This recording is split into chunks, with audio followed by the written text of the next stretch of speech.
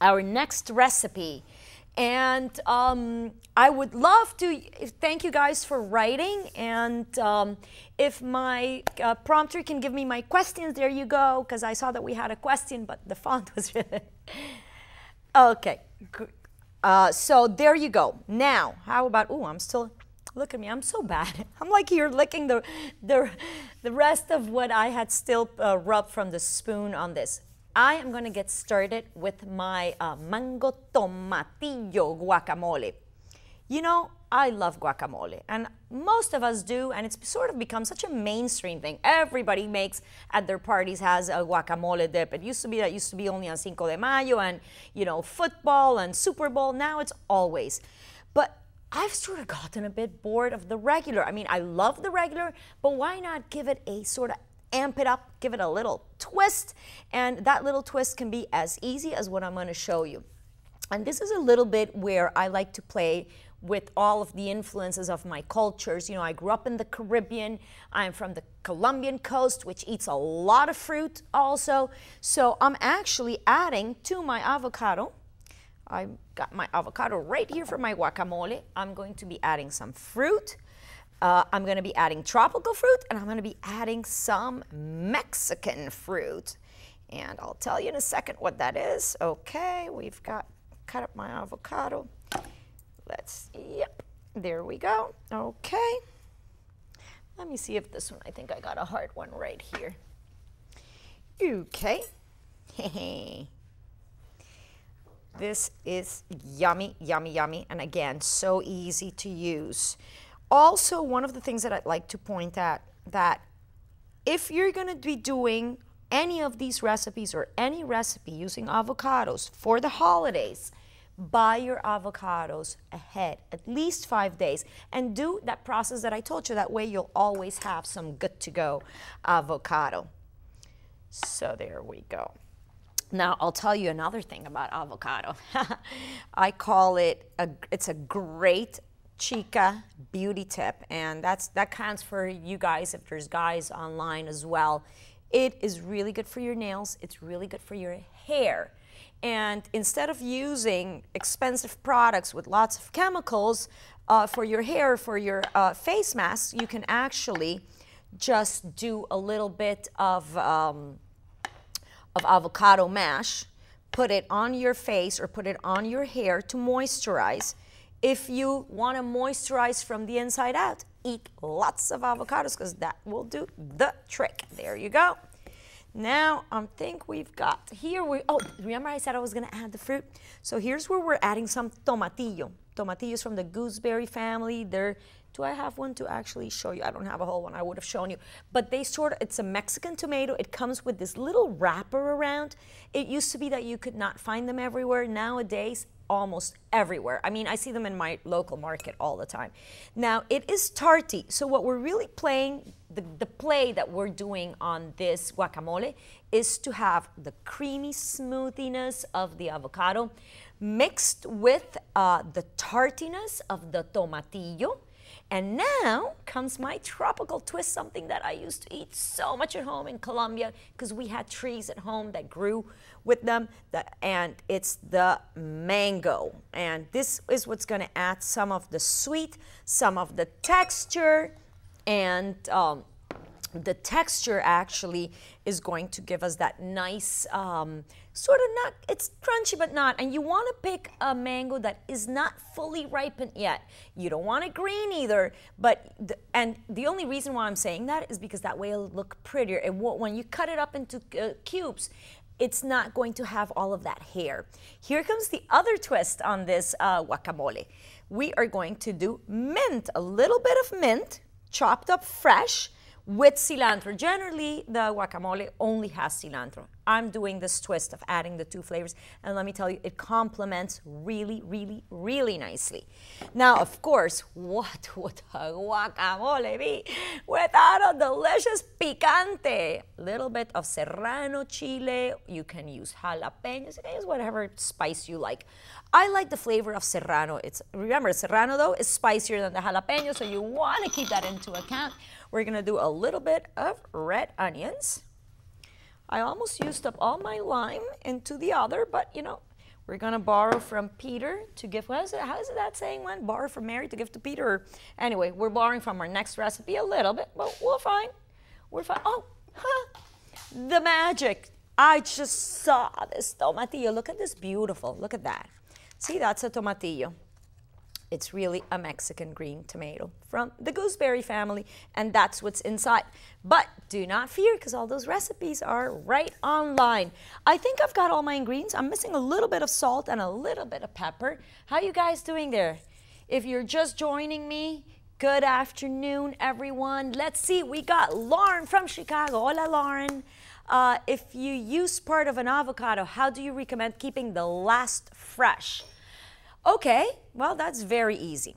When you start, let's say I live alone. So most of the time I'm really cooking for myself, unless I've got guests and unless my family's in town, my boyfriend, etc. And then it's different because there's more people eating.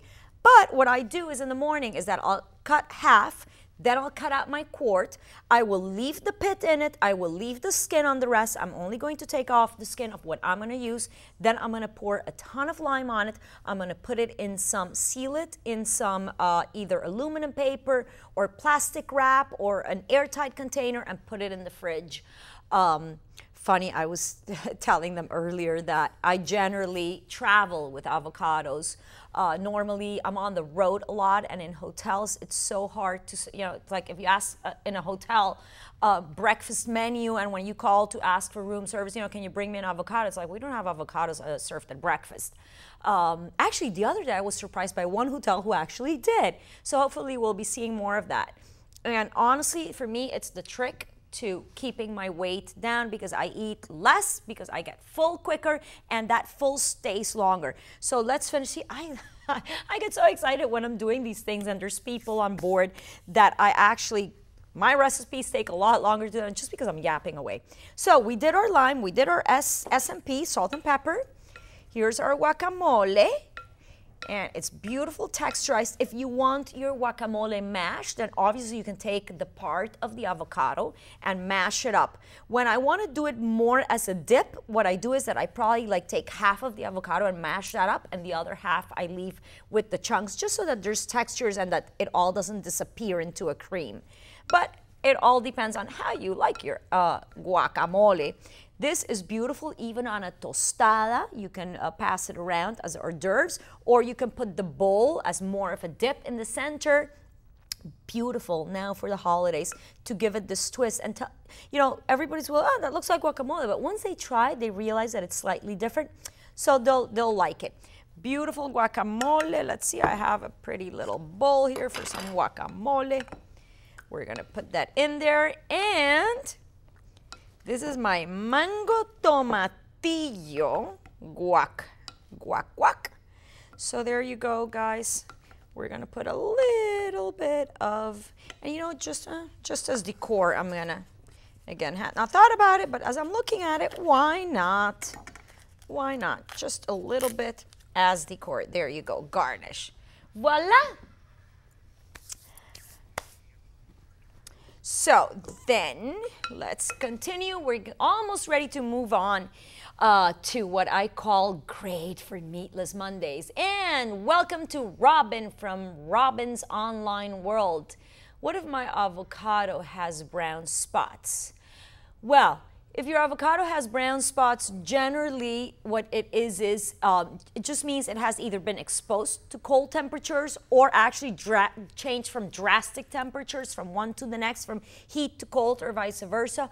Or it could be that it's been bruised in transit, but that would not be harmful. Again, most important is that you actually really play. It's gotta give a little bit, just a little bit.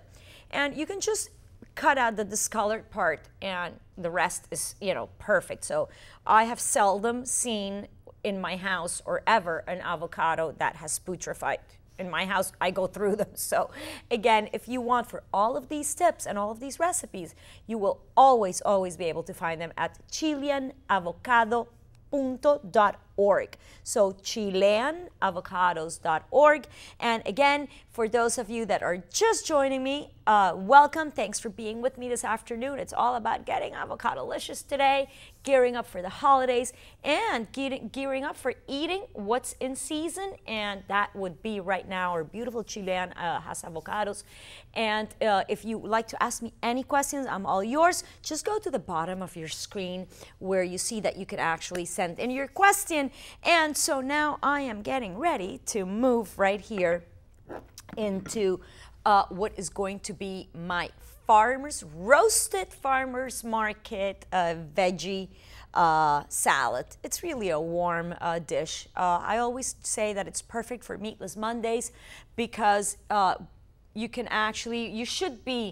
all should be consuming a lot less animal fat. And the only way to really substitute that is really with avocados. I mean, that is one way that to me is one of the healthiest. You know what, let me leave this one in case I need to fill it up in a minute. Now all I'm gonna do is I'm gonna take my veggies. I've got them all cut up here. Part of what I picked, designed or created this recipe really was to get color onto the veggies. And a lot of people always ask me, how do you get the kids to eat veggies? It's plain and simple. There's two ways. One, you either sneak it in like as a spread, as instead of mayo on their ham and cheese sandwiches or whatever sandwiches you feed them. Second, so you either sneak it in, but I personally recommend rather making them fall in love with it. Make it visual. So you can create an ocean with slices of avocado. You can lay them upside down so that they really are like waves this way. Then you can do a quesadilla that you cut out into the shape of a fish. The two cutouts become the tails. You can use a little olive for the eye. You can use a little strip of carrot for the mouth. And voila, now you've actually shown them a way of that is very visual, that will like, wow, that's so cool, that they're almost like buying it just because of the cutesiness of it before even tasting it. So I think that it's both ways, because ultimately the sneaking really only is helpful to start creating a palate. And that shouldn't just be happening with avocado. That should be happening with all of the healthier substitutions that we should all be applying in our life at home. Little changes, like I said, instead of my butter in the morning, it's the avocado. Instead of using full-on mayo, maybe cut half mayo out and put half non-fat yogurt. Things like that, little changes. Instead of 4 tablespoons of this, you tablespoon, of fat, etc., and changing to better fats, changing to better fruit, to adding more fruit. But there's always, it's in little ways. And really with children, I grew up eating everything. But in my house, the notion of kids' food didn't exist. So I never really even knew that kids' food existed. I was raised eating all food. And therefore, it just opens up your palate. And I really encourage you guys, with your families at home, to, rather than make it, oh, we're going to have some, no, just start cooking with your kids. Bring them in. Create the fishadillas, as I call my quesadillas that are fishies. Create them with them and turn them on, and little by little your palate expands. I always say I will understand and respect if someone tries something and they don't like it. But I think that you always must try a fruit that, it's the only way of knowing, and we should always encourage our kids to do so. So back to grilling my farmers market's veggies. So pretty colors to create the sunshine. We've got red peppers cubed, green zucchini, yellow zucchini. Ooh, I can tell you this is gonna not just taste good, it's gonna look very pretty. I got little carrots right in here. There we go. So we're gonna spread this out. We are going to roast it. You can always put a little bit of oil. I actually got my oil right here. You can either, if you want to use less oil, what you can is you can brush it on. Otherwise, we just go like so. And we're going to put that in the oven, 400 degrees for 10 to 15 minutes. You do not, let me open this up.